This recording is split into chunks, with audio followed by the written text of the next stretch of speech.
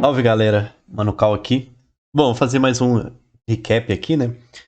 Do SPX e do mini índice. E só recapitulando algumas coisas, né?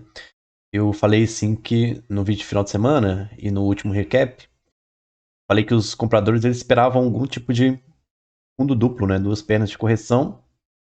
E então tentar uma retomada dessa perna de alta em direção ao teste da máxima de fevereiro, tá? E que se eles não conseguissem, provavelmente os vendedores, né, eles precisariam aqui de um micro topo duplo, uma segunda entrada na venda, né? Já que a primeira, que foi essa daqui, falhou, né? Não teve continuidade. Uma segunda, talvez indo abaixo dessa da barra de hoje, aumenta as chances para eles, né?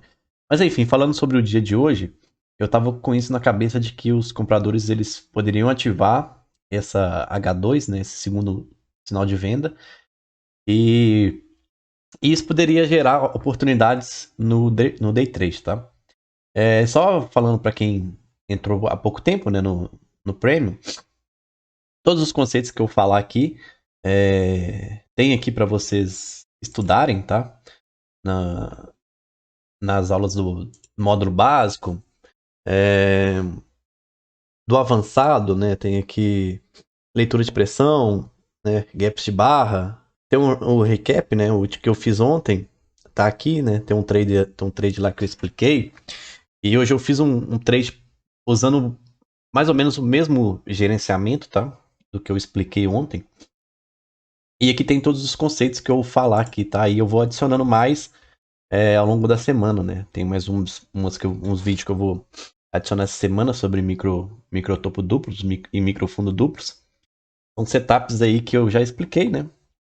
E muita gente talvez ainda não conheça, tá? Então vou adicionar aqui para ficar bem explicado. E os conceitos de microcanais, né?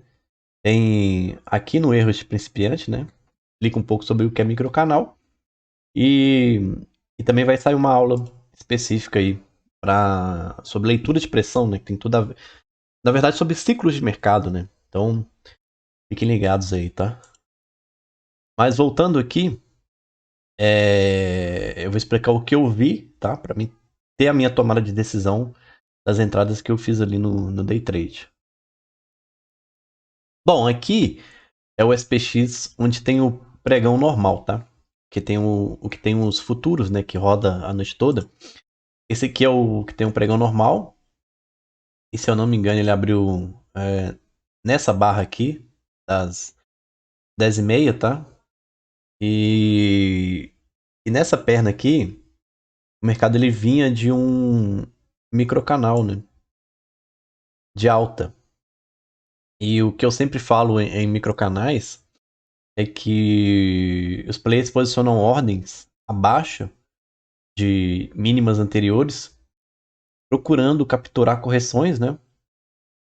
E para pegar uma retomada da tendência, tá? Então, dito isto, né? Quando abriu o pregão, eu procurei por compras abaixo ali da mínima da barra da última hora, tá? Porque imaginando que quando o preço fosse lá, ele iria falhar e voltaria a subir, tá? Lá no Telegram, né, onde a gente fica discutindo as análises, eu falo bastante sobre esses conceitos, né, de microcanal. Eu acho que é uma, uma jogada assim, né, um conceito que tá vendo? Aqui também teve um microcanal, né, de alta, e quando foi abaixo dessa barra aqui, o mercado acabou voltando a subir, né? E é aí que gera as boas oportunidades, tá? Então, lembrem disso, né, que eu falei. E aí no intraday lá nos 5 minutos eu vou explicar como eu fiz o meu racional aí para fazer essas entradas, tá? Bom, aqui do lado as entradas que eu fiz, tá? Aquele print porque eu não gosto muito de achar outra plataforma, o MetaTrader é meio ruim de mostrar, né? Eu prefiro mostrar aqui no TradingView. Mas então, visto aquilo que eu falei sobre os 60 minutos e o diário, né? Eu vi que o mercado tinha a possibilidade de falhar, né, abaixo da barra dos 60 minutos. E que aqui, né, esse aqui já é o gráfico que tem o overnight, ele estava falhando acima, né? E falhou abaixo, né? Depois falhou acima. Então, portanto, poderia ser um triângulo expandido, né? Vejam lá a aula de triângulo expandido lá no módulo básico, né? Nos principais padrões de price action, tá? Desculpa que eu tô meio gripado, tá? Não sei se minha voz tá muito boa ou não. Mas, enfim. Por aqui, né? Começou o pregão. E aqui, volta desse preço, já comecei a adicionar lote, tá? E o que eu fiz no trade que eu expliquei ontem? Eu vi que estava chegando num local que poderia ser suporte e comecei a adicionar lote, né? Com stop mais longo. Meu stop ficou mais aqui nessa região. Então, eu comprei 3 lotes aqui na primeira queda, né? Na primeira quedinha aqui. Veio mais uma queda aqui. E como tava fechando com sombras, né? As barras de baixa, caía, né? Depois fazia mais uma alta, voltava a cair, entrava compradores. Então adicionei mais um lote aqui, tá? E esperei, né? Eu vi a possibilidade do mercado vir abaixo desse fundo, né? E fazer uma bear trap e voltar a subir. Por isso que eu não deixei o stop aqui, tá? Deixei o stop mais longe. E gerenciando com uma mão menor, né? Com o stop mais longo, você tem espaço para pensar, né? Caso o trade volte contra você. Então, se perdesse meu stop, provavelmente eu não esperaria sair até aqui, né? Caso fechasse uma barra de baixa aqui forte, né? Eu vi que estava tendo continuidade. Poderia continuidade na queda, né? Poderia esperar o mercado voltar aqui próximo desse suporte. E aí zerar, né, minhas posições. E também tinha essa possibilidade aqui do mercado fazer uma falha de rompimento aqui, tá? Em um fundo duplo. E aí, conforme eu fui adicionando o lote, meu stop foi ficando aqui embaixo, tá? E meu alvo seria aqui nesse topo desse triângulo, tá? No último topo aqui, tá? Podendo até ir mais pra cima. E aí, tá? O meu último lote eu entrei aqui abaixo dessa barrinha de baixa ali, né? Depois que fez essa barra de reversão. Porque eu tava postando que os sinais de baixa ali, nessa região, eles iriam falhar, né? O mercado tava baixo na lateralidade. Então era provável que eu entrasse compra nesses sinais de baixa, ao invés de entrar pressão de venda, né? E aí eu adicionei e deixei meu stop lá no... Continuei deixando aqui embaixo. E quando voltou a ter sequência, né, na alta, eu já movi meu stop aqui para baixo. E aí, qual que foi minha estratégia para sair do trade, né? Cada entrada que eu fiz, eu saí num local diferente. Aqui eu entrei embaixo, eu saí aqui, né? No último topinho aqui. Aqui eu entrei mais para cima, eu fui procurando sair mais para cima, né? E todas aí, acho que a maioria, né? Deu um risco retorno aí de 1 para 1, alguma coisa assim. Mas em relação ao meu... Eu usei essa referência em relação ao meu risco efetivo. E o que é o risco efetivo? É quanto de risco eu realmente corri nessa operação. Meu stop estava aqui embaixo, tá? Mas era um stop técnico, né? E tinha um valor financeiro desse stop.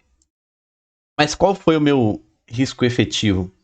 Foi quanto de risco eu corri com o trade voltando contra as minhas entradas, né? Então, eu saí com pelo menos 1 para 1 desse meu risco efetivo. Fui saindo aqui nos lotes, né? Conforme foi chegando aqui próximo do topo, essa vela aqui, ela chegou próximo, né? De bater, né, onde é que eu tinha um take aqui. Mas eu fui movendo meu trailing stop, né? E como já tinha mais para tinha mais pontos para voltar contra mim do que para ir a favor, eu fui resolvendo sair de algumas posições aqui próximo do meu risco efetivo. E deixei um lote pro final, tá? Que eu acabei comendo mosca, né? E foi esse lote que eu saí aqui. Eu imaginava que o mercado poderia ir mais para cima, talvez com os compradores aí tentando uma retomada forte, né? Deixando próximo da máxima hoje. E aí eu saí da frente do computador, né? E deixei esse último lote rolando. Poderia ter melhorado o meu risco retorno, né? Se eu só saísse mais aqui em cima. Mas acabei comendo mosca aí. E o trade voltou e me tirou do meu break-even, né? Então, mas essa é a ideia de racional, né? Que eu queria passar, né? Como a gente pensa, né? Como para estruturar um trade. Tanto, eu acho que é melhor no day trade, tá? Eu acho que no day trade, essa é uma boa forma de você trabalhar, né? Com um stop mais longo.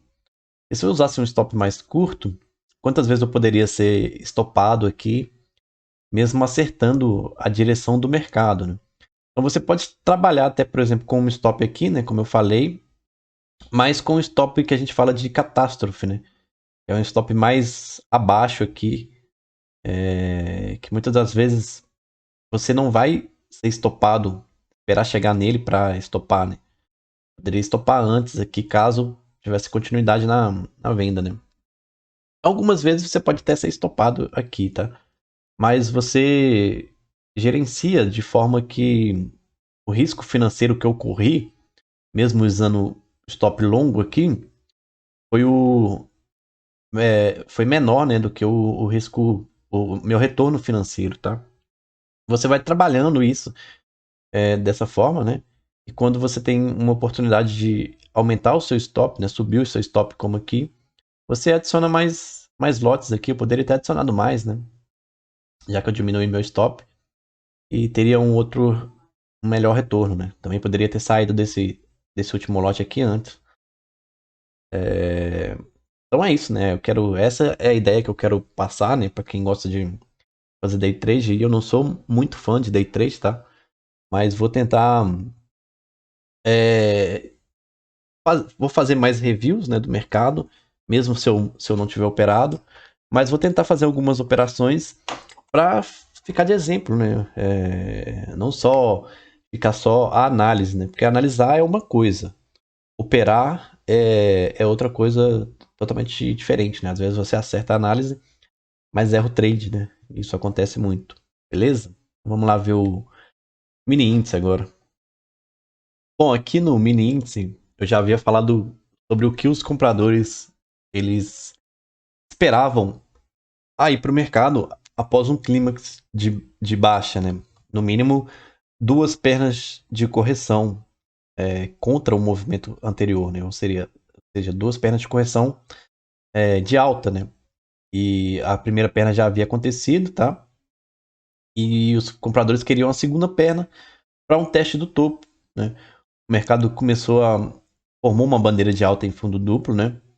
E depois começou a meio que enrolar aqui, fazendo uma tendência, né? Uma lateralidade em tendência, onde ele faz um spike, lateraliza, aí faz outro spike, lateraliza, e agora ele fez um mega spike aqui, uma mega puxada de alta.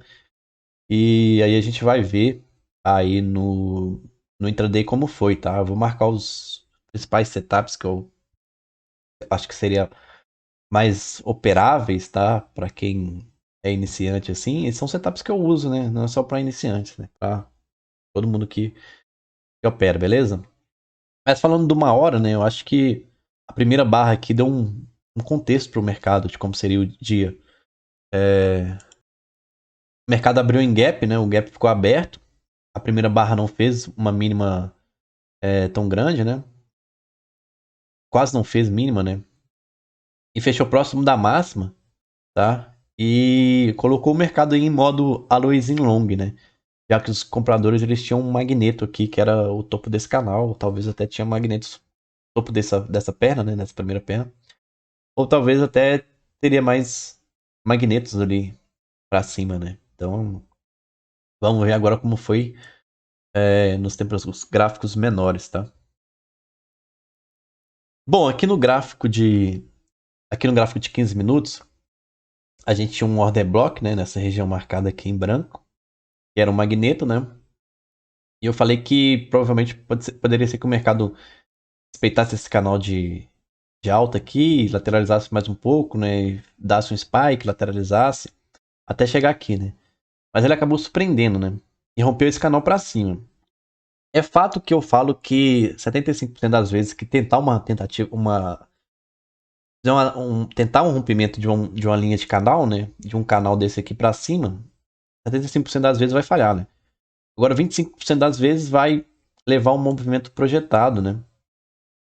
E lá tem a aula, tá? Sobre movimentos projetados. Vocês vão lá e vão entender sobre o que eu tô falando, tá? Como traçar. Baseado na altura do canal. E para romper esse canal, precisaria de urgência, tá? Se ele viesse aqui e ficasse enrolando aqui, como foi aqui das outras vezes, né? Aqui, provavelmente falharia, tá? Mas aqui já teve urgência logo na compra, né? E as primeiras barras do dia aqui já formaram um microcanal. E o que eu acabei de falar sobre microcanais, né? Você vai no tempo gráfico menor e compra abaixo de barras aqui, né? Abaixo de barras do 15, você compra em um tempo gráfico menor, tá? Toda vez que foi abaixo de uma barra aqui, tá vendo? Entrou força compradora, né? Aqui em cima, aqui embaixo também foi abaixo de barra, tá? Aqui em cima também, tá vendo? E rejeitou. É...